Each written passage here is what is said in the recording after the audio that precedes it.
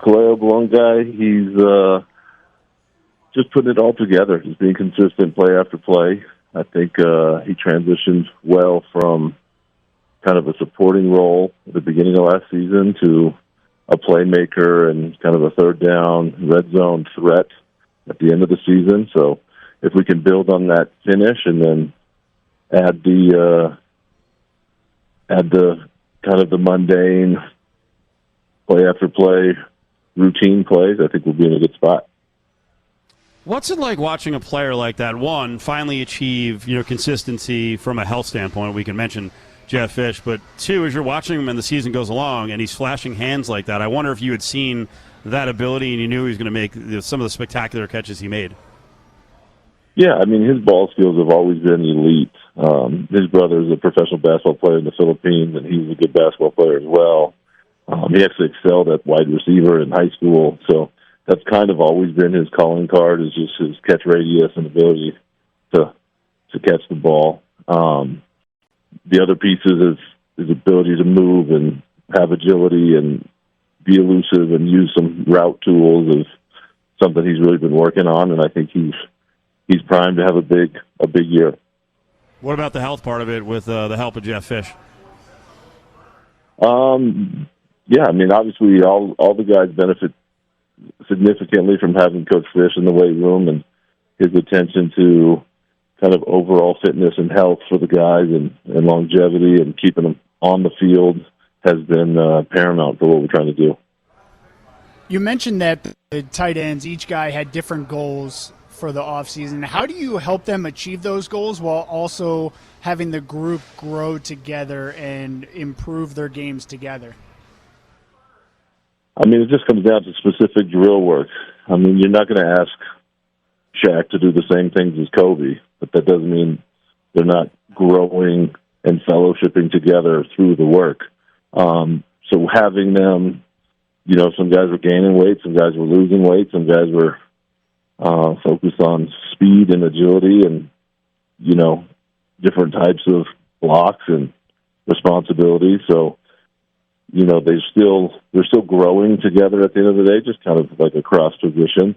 But like I said, working on their specialties, and I'm a big believer.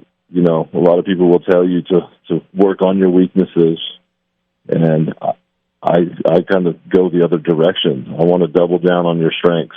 I want to make what you're good at. I want you to be elite, be the absolute best at something. When we need something, what are you better than anybody else that we could put on the field or anybody else we could play against? That's what I want to work on. UNLVtickets.com is where you can grab your UNLV football tickets. Season opens up on the road against Houston, then here at the Al against Utah Tech. UNLVtickets.com. Single game. You got the mini packs as well. Season tickets still available for a very low price. And Nate Longshore is with us, the tight end coach for the Rebels. I want to go back to what you said about ball skills and Kaleo and his basketball ability. You're 6'5". Did you have some b-ball ability back when you played at Cal when you were playing quarterback? Yeah, I mean, I was a basketball player first, actually. The high school coach, when I was in high school, came to a basketball game and pulled me off the basketball court and said, "Hey, I think you might be able to play football." And so basketball is my true love, and I think there's, obviously a lot of correlation there from any of the sports, and cross-training and all the benefits are well documented. But I think anytime you get a chance to do some ball handling in any sport, it's good for all of them. All right, I wanted to make sure the proper attention was given to the basketball game. Some of the big guys. We wound up in all the other stuff we do with interviews, and Caleb Herring was doing his under the helmet feature. A lot of the defensive backs from last year's team got on spots, and they just talked about being the dominant force from a position on the basketball court. So make sure you guys get some love. Yep, absolutely. Yeah, there were some good ones last year. Jackson Turner off to potentially play some professional football, but he was a guy who goes back to AAU days. All right, so I talked about the room getting beefed up, and I just mean in terms of numbers. Why did you want to bring in Christian Moore from Kansas State? He's not 6'7". He's more of that H-back size, but Who is he? Why did you want him? And then what sort of flexibility does he give you at the tight end position? Yeah, like I said, I want guys with specialties, with being elite at certain skills. And I think having depth, for me, Kaleo and Christian Earls are similar frames, similar skills. You have Christian Moore, and I'd already signed Jae Beasley. And I said, okay, I want a complement there. Hopefully someone with some experience that can teach him. And Christian Moore, from being from Southern California, I knew him when he came out and went to Kansas State. He always kind of played bigger than he was. He's not small by any stretch, but compared to the 6'7" guys, you're right, he's not that.